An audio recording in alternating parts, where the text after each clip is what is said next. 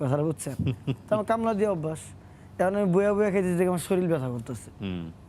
এই জন্য মাঝে মাঝে যাই গিরে যে আমার হাতের একটু বাইরে শরীরের জাম ছুটে না, এইগুলো বিষয়। আপনি যে এত জনপ্রিয় হয়ে গেছেন, আপনার ফ্যামিলি কিভাবে দেখে বিষয়টাকে? আসলে আমি নর্মাল, আমি প্যারা নাই। বউ বলে না তুমি তো স্টার হয়ে গেছো? না না, আমার বউ আসলে ধার্মিক, আমার আব্বা আম্মাও ধার্মিক, মাশাআল্লাহ। নামাজ কালামে সবাই। আমার বউ মাদ্রাসার, আর আমি তো মান্দার কাছে রাগাই স্যার, ঠিক আছে? তো ঝামেলা হয় না ফ্যামিলিতে গান নিয়ে? না না ঝামেলা করে না? কোনো ঝামেলা নেই, সব বললাম না, সব নিজের কাছে। আপনি পিনিক করে যাবেন, আপনার তো ঝামেলা হইবেই। এখন আপনি কি মনে করেন, আপনি যেই ধরনের কাজ করছেন, শখের বসে করছেন, এটা থেকে আসলে ক্যারিয়ার করা সম্ভব বাংলাদেশে? আসলে এটা আমি এখনো শিওর না, দেখি তো আরেকটা ব্যবসা দিয়ে বইছি, একটা না হোক আরেকটা, সিস্টেম সবই আছে।